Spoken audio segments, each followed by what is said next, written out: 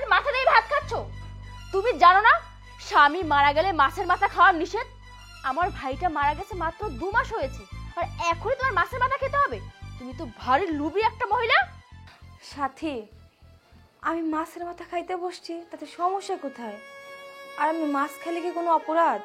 হ্যাঁ, তুমি সব সময় আমার সাথে খারাপ আচরণ করো, কেন করো? হ্যাঁ, আমার না ভাল লাগে না, বুঝছো? তোমরা সব সময় কি করো, তোমাদের খাওয়া দাওয়া শেষ হইলে যে শাক আর ডাল পড়ে থাকে সেগুলো আমার জন্য রেখে দাও। আমিও তো মানুষ, তাই না? আমারও তো খাইতে ইচ্ছা করে। আজকে আমার খুব ইচ্ছা করতেছিল মাছ খাওয়ার জন্য, তাই দেখলাম যে মাছের মাথাটা আছে, ভাবলাম যে খায়া নেই। তোমরা তো পরে খাইবা কইলা, এই জন্য তো খাইতে বসছি। আর তুমি আমার মুখের সামনে থেকে মাছের মাথাটা নিয়ে গেলা।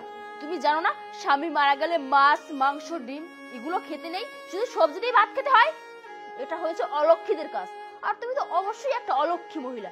তুমি যদি অলক্ষী না হতে, তুমি এই বাসায় আসতে না আসতে আমার ভাইকে খেতে না। শুধুমাত্র তোমার জন্য আমার ভাইটা মারা গেছে। আমার ভাইয়ের পরিবর্তে তুই মরতে পারতি না? তুমি আমার সাথে এমনি কেন কথা কইতাছো? হ্যাঁ, সব সময় খারাপ আচরণ করো আমার সাথে, আমার কথা শুনাইতেই থাকো। আমি তো এই বাড়ির বউ, তাই না? আমারও তো সম্মান আছে। তুমি কেন আমার লোকে এমন করো? আর আমি কি এমন ভুল কাজ করছি? কইনা খাইতেই তো বইছিলাম।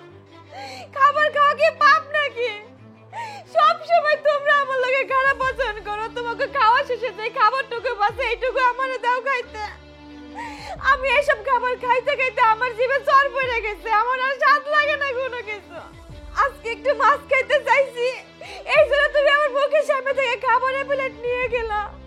তুমি জানো না মানুষের মুখের সামনে থেকে খাবারের প্লেট নিতে নাই?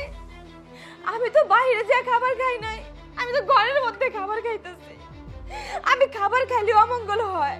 যখন এই খাবারগুলো রান্না করি, যখন এই মাছ মাংস আমি হাতটা ধুই, তখন অমঙ্গল হয় না তোমাকে সংসারের? এই, তুই তো অনেক কথা বলা শিখেছিস। শুধুমাত্র তোর জন্য সমাজ আমাদের অপমানিত হতে হবে। কারণ মাছের মাথা এটা বউয়েরা খেতে পায় না, এটা শুধু শাশুড়িদের জন্য। আর এই মাছের মাথাটা আমার মায়ের জন্য ছিল। শোন, বেশি কথা বলো না, একদম বাসা থেকে ঘর ধাক্কা দিয়ে বের করে দিব। তুমি আমার এই বাড়ি থেকে বাইর করতে পারো না। তোমার ভাই আমারে বিয়ে করে নিয়ে আইছিল, হয়তো আমার ভাগ্য খারাপ, তাই উনি আমার সাইডে চলে গেছে। এটা আমার স্বামীর বাড়ি, আমি যতদিন বাইসে থাকবো এই সংসারে থাকবো। তুমি পারবে না আমারে বাইর করে দিতে। আর তুমি কেন সবসময় আমার লোক কেমন করো? তোমারে বিয়ে দিলে তুমি তো চলে যাবে পরের বাড়ি, তখন তো তোমার এই সংসারে কোনো অধিকার থাকবো না। আর তোমার বিয়ে দেওয়ার পর যদি তোমার সংসারে তোমার ননদ তোমার লোক এগুলো করে, তখন তোমার ভাল লাগবো? কি? যত বড় মুখ নয় তত বড় কথা। ওকে তো আমি। কি ব্যাপার সাথী, তুমি আমার বোনের গায়ে হাত তুললে কেন? আমার বোনকে থাপ্পড় মারলে কেন? আমার বোন কি এমন করেছে যে আমার বোনকে তুমি থাপ্পড় মারলে? তুমি কি ভুলে গিয়েছো আমার বোন তোমার বড় ভাবি, তোমার ভাইয়ের বউ? তুমি কিভাবে তোমার বড় ভাবির গায়ে হাত তোলো? বলো, আমার বোন কি এমন অপরাধ করেছে যে কারণে তুমি আমার বোনের গায়ে হাত তুলেছো? তুমি জানো আমার বোনকে আমরা ছোটবেলা থেকে কোনোদিন তার গায়ে হাত তুলিনি, তার গায়ে ফুলের আঁচড় পর্যন্ত লাগতে দেইনি। আমরা কত যত্ন করে আমাদের বোনকে মানুষ করেছি, আর সেই তুমি কি না আমার সেই বোনের গায়ে হাত তুলেছো? তোমার সাহস দেখে আমি অবাক হয়ে যাচ্ছি। তুমি কেন আমার বোনের গায়ে হাত তুলেছো? বোন, তুই আমাকে একটা কথা বলতো, এই মেয়ে কেন তোর গায়ে হাত তুলেছে? ভাইয়া, আমি অনেক দিন ধরে মাছ খাই না।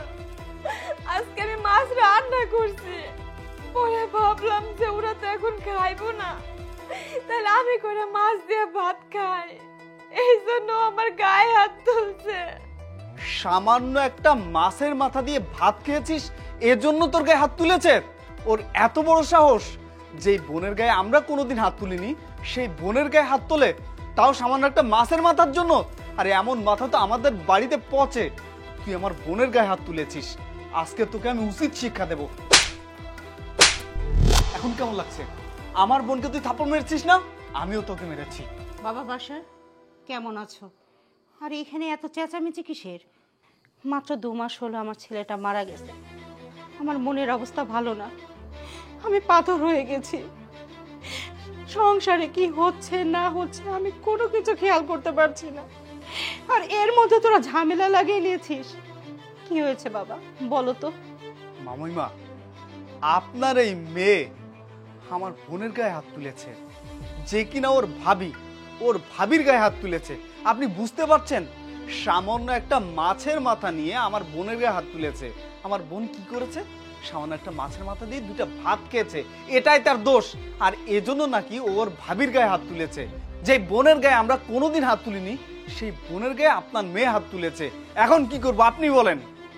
বাবা বাসা, আমার মেয়েটা ছোট মানুষ, ও ভুল করে ফেলেছে। ওর হয়ে আমি তোমার কাছে ক্ষমা চাচ্ছি। আর দ্বিতীয়ত কথা কি বাবা জানো, আমাদের সময় মুরব্বীরা বলতো যার স্বামী মারা যায় তার নাকি মাছ, মাংস, ডিম, দুধ, ভালো মন্দ খাওয়া নিষেধ। আর সেটাই আমার মেয়েকে আমি বলেছিলাম। আর এই জন্যই আজকে তোমার বোনের সাথে এরকম ব্যবহার করেছে। বাবারে, ও যা করেছে তা তো করেই ফেলেছে। ঠিক আছে, তুমি যখন এগুলো মানতে পারছো না, সহ্য করতে পারছো না, আমি বুঝি তোমার কষ্ট হচ্ছে। আমি এখন থেকে কথা দিলাম, তোমার বোনের দিকে আমি সব সময় খেয়াল রাখবো। ওর উপর যাতে কোনো অন্যায় অত্যাচার না হয়, আমি সেদিকে দেখবো বাবা। না মামাইমা, যে বাড়িতে ননদ তার ভাবির গায়ে হাত তোলে, সেই বাড়িতে আমি আমার বোনকে কোনোভাবে রাখতে পারি না। আমি আমার বোনকে আমার বাড়িতে নিয়ে যাব এবং ওকে আমি ভালো মন্দ খাওয়াবো। আমার যতটুকু সাধ্য আছে আমি ততটুকু আমার বোনকে খাওয়াবো। চল বোন, তোকে এই বাড়িতে থাকতে হবে না, আয়।